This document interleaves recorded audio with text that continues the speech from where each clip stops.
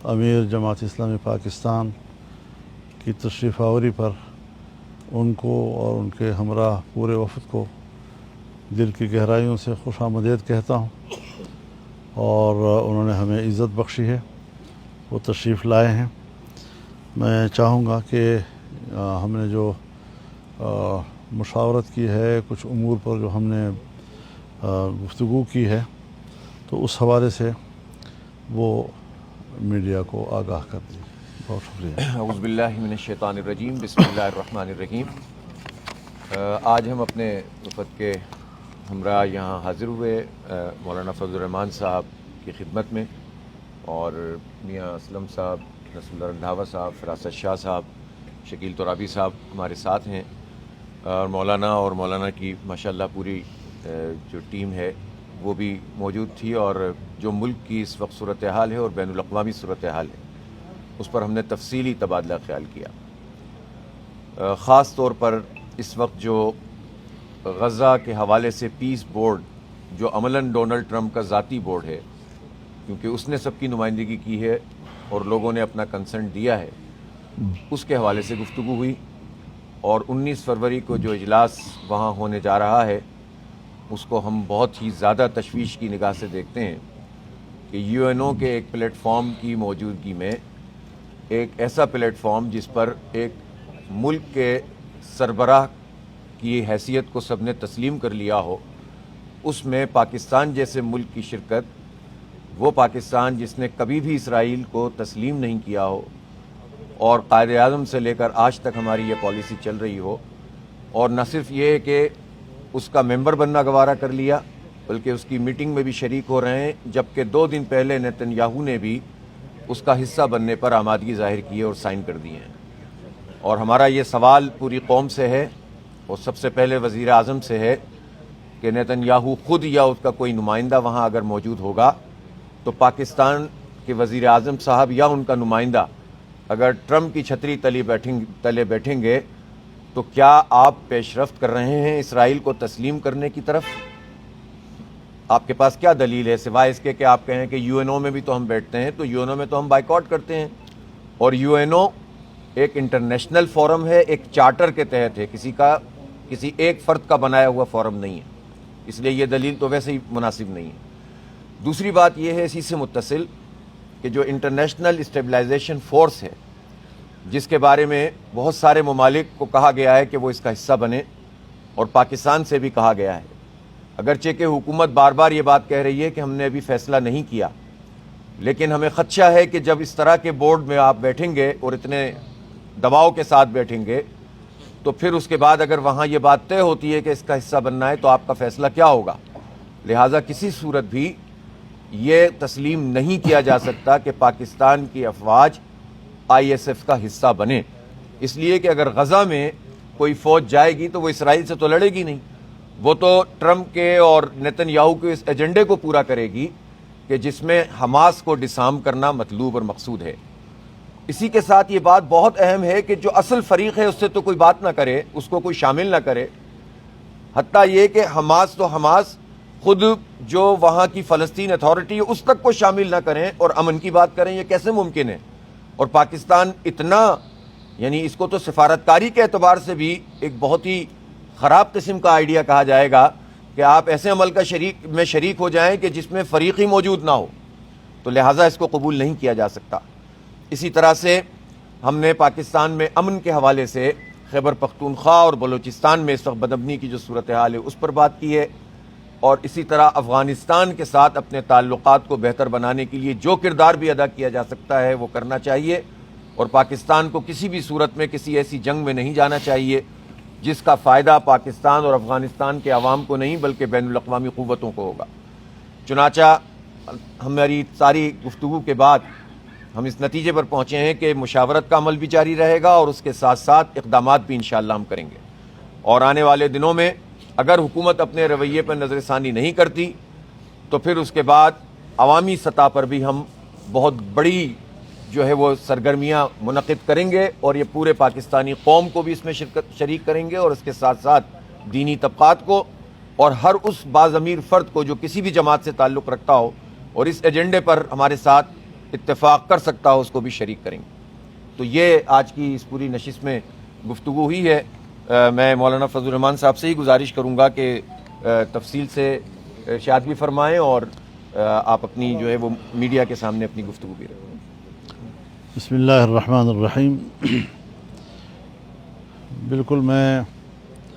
Indoors کرتا ہوں جناب حافظ نعیم الرحمان صاحب کی پوری گفتگو کو اور ان کے تمام نکات کو۔ 19 فروری کو جو ٹرمپ کے بنائے ہوئے بورڈ آف پیس کا اجلاس ہونے جا رہا ہے، تو ایک تو ہم اس پہ اتفاق کر رہے ہیں کہ یہ اقوام متحدہ کو بائی پاس کرنے کا ایک عمل ہے اور اس کے متوازی دنیا کو ایک نیا نظام دینے کی کوشش ہے جو عالمی ادارے کی اہمیت کو ختم کر رہا ہے، اس کی افادیت کو چیلنج کر رہا ہے۔ اور پھر ہماری حکومت پارلیمنٹ کے فلور پر کہہ چکی ہے کہ 20 نکات میں اور اس ایجنڈے میں تبدیلی لائی گئی تھی۔ اس کے ایجنڈے پر اعتراض کرنے کے باوجود اس فورم پر جانا اور اس میں شریک ہونا، یہ کسی قیمت پر بھی سفارتی حوالے سے جائز امر نہیں ہو سکتا۔ اسی طریقے سے اگر نیتنیاہو جو غاصب بھی ہے، قاتل بھی ہے، سفاک بھی ہے، اور گزشتہ 2-3 سالوں میں 70,000 سے زیادہ فلسطینیوں کو شہید کیا گیا، ان کا خون بہایا گیا، 1.5 لاکھ سے زیادہ لوگوں کو بے گھر کر دیا گیا، اور ہر چند کے وہاں پر نام تو قیام امن کا ہے، اور ہمارے حکمران بھی کہتے ہیں ہم تو امن آج آپ کو یاد آ گیا جب ان پر سب کوئی گزر چکی ہے، جب وہ کھنڈر بن گئے ہیں، جب ان کے لاشیں جو ہیں وہ ملبوں کے نیچے دبی ہوئی ہیں ابھی تک، جہاں کے بچوں کو، جہاں کے ماؤں بہنوں کو، جہاں کے بزرگوں کو جنازے تک نصیب نہیں ہو سکے۔ آج ہم اس سفاک کے ساتھ جا کر کہتے ہیں کہ ہم امن کے لیے جا رہے ہیں۔ آپ نے کوئی ہاتھ نہیں روکا ان کا۔ اور اسلامی برادری سے بھی ہم اپیل کرتے ہیں کہ وہ ان حالات میں اپنی ملی غیرت کا مظاہرہ کریں، امت کے ضمیر کا احترام کریں، اور کسی طریقے سے بھی اسلامی دنیا کو اس میں شرکت نہیں کرنی چاہیے۔ جس طرح اقوام متحدہ میں نیتنیاہو کی تقریر پر سب نے بائیکاٹ کیا اور ہاؤس چھوڑ کے چلے گئے، ہمیں آج اس میں مزید تقویت پیدا کرنی ہے، اس سوچ میں تقویت پیدا کرنی ہے، اور اس کے لیے عملی اقدامات ہم نے اس طرح اٹھانے ہیں کہ جس سے اسلام مسلمانوں کے ساتھ اور ایک مسلمان قوم کے ساتھ، فلسطینیوں کے ساتھ اس طرح کا مذاق عالمی سطح پہ نہ کر سکیں۔ عالمی قوتیں مذاق کر رہی ہیں، ہمارے خون کا مذاق کر رہی ہیں، ہمارے لاشوں کا مذاق کر رہی ہیں، اور ہمارے حکمران اس پہ شریک ہو رہے ہیں۔ کتنی بری بات ہے، ناقابل قبول ہے یہ بات ہے جی۔ دوسری بات یہ ہے کہ اگر حکمران بضد ہیں کہ ہم نے امریکی غلامی کرنی ہے، تو پھر ہمارا بھی ایک ماضی ہے، ہم نے بھی آزادی و حریت اور حق گوئی کی جو تاریخ رقم کی ہے، ہم ایک بار پھر اسے دہرانے کے لیے میدان میں نکلنے پر مجبور ہو جائیں گے۔ اور ہر چند کے آج ہماری پہلی ملاقات ہے اور ہم ابتدائی گفتگو کر رہے ہیں، اور ہم نے آنے والے دنوں میں مستقل طور پر مشاورت کے عمل پہ اتفاق کیا ہے۔ یہ کوئی بعید نہیں ہے کہ ہم ایک صف ہو کر ان اقدامات کے خلاف میدان عمل میں آئیں اور ایک قومی سطح کا ہم کردار ادا کریں۔ میں اعلان کرتا ہوں کہ عید الفطر کے بعد پورے ملک میں ایک عوامی مہم چلائی جائے گی۔ جمعیت علماء اسلام نے 12 اپریل کو مردان میں ملین مارچ کا اعلان کر دیا ہے، اور اس طرح ہم 4 صوبوں میں جائیں گے، اور ہم صوبوں کے امن و امان کے حوالے سے بھی ظاہر ہے ان کے حقوق ہیں اور وہاں کے وسائل پر ان کا حق ہے، जब चोरी छुपे कोई बैनुल-अक़वामी क़ुव्वत ज़बरदस्ती उनके हक़ पे कब्ज़ा करेगा या हमारे कोई इदारे वहाँ के अवाम के, वहाँ के बच्चों के हुकूक पे कब्ज़ा करेंगे तो ज़ाहिर है कि उससे रद्द अमल उभरेगा। और अभी तक आम आदमी को छोटे सूबों में उनके वसाइल और उनके हुकूक के हवाले से हमारे हुक्मरान, हमारी इस्टेब्लिशमेंट, हमारी ब्यूरोक्रेसी वो मुतमईन नहीं कर सकी है। तो ये सब चीज़ें वो हैं कि जो बदअमनी के लिए अवामिल बन रहे हैं। और ये कि पाकिस्तान एक दफ़ा फ़लस्तीनियों का कत्लेआम कर चुका है और फ़लस्तीनियों ने वो भूला नहीं है। क्या हम दोबारा जाएंगे? क्या हम वहाँ पर इसराइली फ़ौज के साथ मिलकर कंट्रोल संभालेंगे? और हमने वहाँ जंग लड़नी होगी इसलिए कि हमने हमास को गैर मुसल्लह करना है। जब आप हमास को गैर मुसल्लह करेंगे तो आप ताकत इस्तेमाल करेंगे, तो वो ताकत किसके ख़िलाफ़ इस्तेमाल होगी? वो फ़लस्तीनी के ख़िलाफ़ इस्तेमाल होगी, वो एक मुसलमान के ख़िलाफ़ इस्तेमाल होगी और इसराइल के शाना बशाना पाकिस्तान को खड़ा करना होगा। तो इस हवाले से हम किसी किस्म की कोई ऐसी मोहलत हुकूमत को देने के लिए तैयार नहीं है कि वो तमाम सफारती आदाब, क़वायद, ज़वाबित और उसूल को पामाल करके आलमी क़ुव्वतों की प्रॉक्सी बनने की कोशिश करे। हम आज़ाद मुल्क हैं, ख़ुद मुख्तार हैं और एक आज़ाद कौम की नुमाइंदगी अगर वो करना चाहते हैं तो फिर उनको अपने अतवार बदलने होंगे और इन अतवार के साथ हम हुकूमत को फिर चलने नहीं देंगे। हम वाज़ेह तौर पर अपना मौक़िफ़ सामने ला रहे हैं और हम दीगर जमातों के साथ भी जो हमारे हम ख्याल हैं, हमारे हम फ़िक्र हैं और हम ये भी चाहते हैं कि पाकिस्तान की एक नाकाम सफारती कि इंडिया से भी दुश्मनी, अफ़गानिस्तान की तरफ से भी हम दुश्मनी, चाइना भी नाराज़, ईरान से भी हमारे ताल्लुक़ात तहफ़्फ़ुज़ात के दबाव में और आज अमेरिका ईरान पर भी हमला करने की तरफ जा रहा है। वहाँ बराह रास्त कार्रवाई की बातें हो रही हैं और अफ़गानिस्तान में रूस और चीन की सरमायाकारी एक लम्हे के लिए अमेरिका को कबूल नहीं है, उसके लिए वो पाकिस्तान को बतौर प्रॉक्सी इस्तेमाल करना चाहता है। तो हमें इस हवाले से गिरदपेश के ताल्लुक़ात को देखना होगा। सफारती हवाले से हमें उसके लिए अपनी पॉलिसी में तब्दीलियाँ लानी होंगी। हम अफ़गानिस्तान की हुकूमत से भी कहना चाहते हैं कि पाकिस्तान के साथ बेहतर ताल्लुक़ात के लिए वो इक़दामात करें, बातचीत का रास्ता इख्तियार करें और अगर मुल्क के अंदर ऐसे लोग हैं कि जो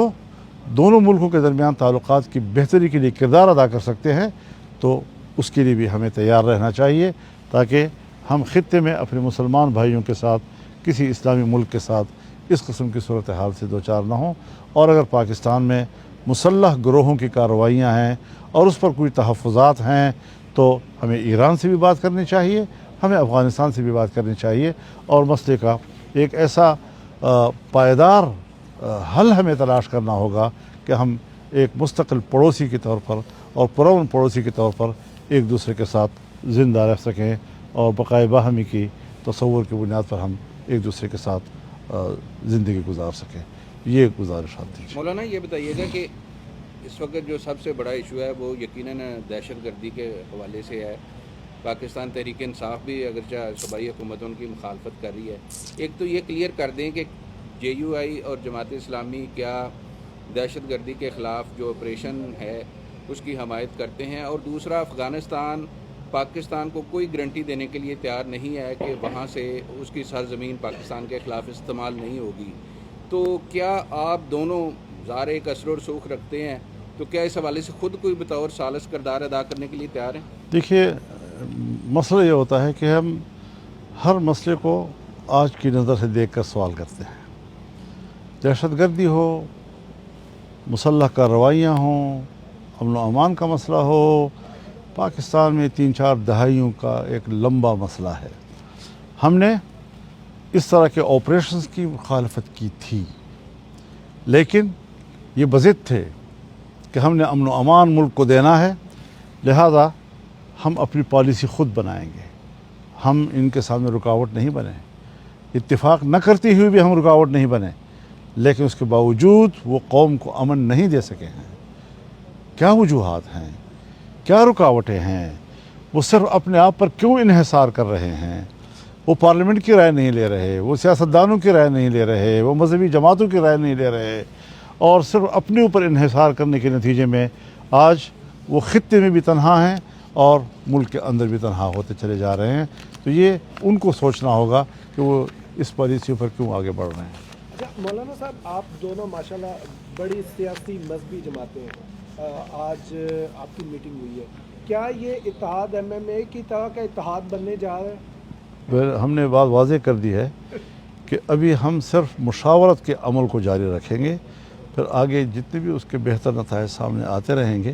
اس کو ہم سمیٹتے رہیں گے انشاءاللہ. بہت شکریہ. مولانا صاحب, جب سعودی عرب جا رہا ہو بورڈ آف پیس میں اور ترکی بھی جا رہا ہو, تو پاکستان جیسے ملک کے لیے مطلب آپ کیا سمجھتے ہیں, کوئی راستہ بچ جاتا ہے؟ کیونکہ حکومت بھی یہی بات کر رہی ہے کہ اگر سعودی عرب جا رہا ہے, ترکی بھی جا رہا ہے, تو ہمارے پاس کوئی آپشن نہیں ہے. تو کیا ہم تمام معاملات میں ان کی پیروی کرتے ہیں؟ کیا ہم ایک آزاد ملک کی حیثیت سے اپنا موقف نہیں رکھتے؟ ہم نے عالمی جو دنیا میں جو کچھ ہو رہا ہے اس کے دباؤ میں آ کر فیصلے کرنے ہوتے ہیں. پاکستان لیڈنگ پوزیشن میں ہے, قیادت کرنے والا ملک ہے. وہ سعودی عرب کو بھی کنونس کر سکتا ہے, وہ ترکی کو بھی کنونس کر سکتا ہے, اور اس کی رائے تمام اسلامی برادری پر اثر انداز ہو سکتی ہے اگر اس نے ڈٹ کر ایک فیصلہ کیا تو. مولانا صاحب, کیا یہ اچھا نہیں ہے کہ اگر مسلم ممالک کی فوج کو غزہ کے اندر یا فلسطین میں اپنے پاؤں جمانے کا موقع مل جائے؟ بعض اوقات ہم دیکھتے ہیں کہ اسلام میں بھی بعض ایسے معاہدے کرنے پڑتے ہیں. اگر آپ کو اس روشنی سے دیکھیں کہ ترکی کا اور فلسطین کا ہمیشہ سے پرانا ایک